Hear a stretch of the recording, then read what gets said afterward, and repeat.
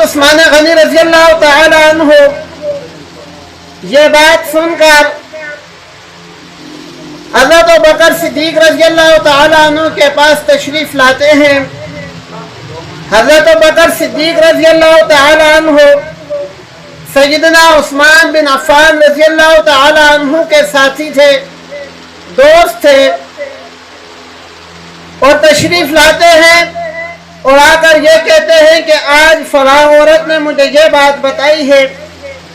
ابوبکر صدیق رضی اللہ تعالی عنہ ان سے کہتے ہیں کہ وہ نبی تو مبعوث ہو چکے ہیں، محمد صلی اللہ علیہ وآلہ وسلم اس دنیا میں آ چکے ہیں۔ حضرت ابوبکر صدیق رضی اللہ تعالی عنہ نے ان کو دلیل پیش کی جو ایک غیر مسلم کے لیے ایک انوکھی چیز ہے کہ دیکھو بھائی ایک بات بتاؤ، یہ جو ہم لکڑی کا مجسمہ بناتے ہیں یا کسی اور چیز کا مجسمہ بناتے ہیں جو نہ سن سکتا ہے نہ دیکھ سکتا ہے، وہ ہمارا خدا کہاں سے ہو سکتا ہے؟ وہ ہمارا معبود کیسے ہو سکتا ہے؟ عثمان غنی رضی اللہ تعالیٰ عنہ فرماتے ہیں کہ حضرت ابوبکر صدیق رضی اللہ تعالیٰ عنہ کی یہ باتیں میں سن رہا تھا کہ آپ صلی اللہ علیہ وآلہ وسلم کا گزر وہاں سے ہوا۔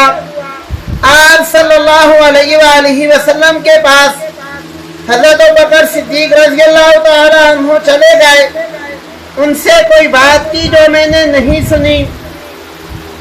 پھر آپ صلی اللہ علیہ وآلہ وسلم میرے پاس آئے، مجھے دین اسلام کی دعوت دی اور میں مسلمان ہو گیا۔ حضرت عثمان غنی رضی اللہ تعالی عنہ کو پاک پیغمبر صلی اللہ علیہ وآلہ وسلم نے کئی دفعہ جنت کی بشارت سنائی تھی۔ ایک دفعہ جب مسلمان ہجرت کر کے مدینہ منورہ تشریف لائے، بے سر و سامانی کے عالم میں تھے، وہاں پر ایک کنواں تھا جہاں سے پانی حاصل کیا جاتا تھا، اور اس کنویں کا پانی فروخت کیا جاتا تھا۔ بعض کتب کے اندر لکھا ہوا ہے کہ وہ کنواں کسی مسلمان صحابی کا تھا، اور بعض کتب کے اندر آتا ہے کہ وہ کنواں ایک یہودی کی ملکیت تھا۔ بہرحال جن کتب کے اندر یہ بات لکھی ہوئی ہے کہ وہ کنواں مسلمانوں کا تھا، کسی مسلمان کی ملکیت تھا، آپ صلی اللہ علیہ وآلہ وسلم نے جب یہ فرمایا کہ جو بھی یہ کنواں خرید کر مسلمانوں کے لیے وقف کرے گا اس کے لیے جنت کی خوشخبری ہے، تو جن مسلمانوں کے پاس یہ کنواں تھا وہ غریب لوگ تھے، آپ صلی اللہ علیہ وآلہ وسلم کے پاس تشریف لائے اور کہنے لگے کہ اللہ کے رسول، ہمارا گزر بسر اسی کنویں کی جو آمدن اسی سے ہوتا ہے، آپ کسی سے کہیں کہ یہ کنواں خرید لے۔ چنانچہ عثمان غنی رضی اللہ تعالی عنہ نے وہ کنواں خرید لیا۔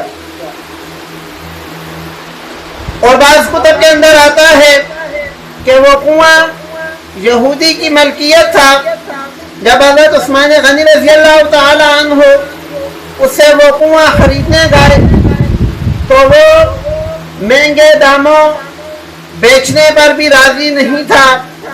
بالآخر وہ اس بات پر راضی ہوا کہ میں آدھا کنواں فروخت کرتا ہوں۔ وہ اس طرح کہ ایک دن کنویں سے جو بندہ بھی پانی بھرے گا اس کی آمدن میں لوں گا، اور دوسرے دن جو بندہ بھی کنویں سے پانی بھرے گا اس سے آپ لے لینا۔ حضرت عثمان غنی رضی اللہ تعالی عنہ نے اس سے 20,000 درہم کے اندر ایک دن کی باری خرید لی،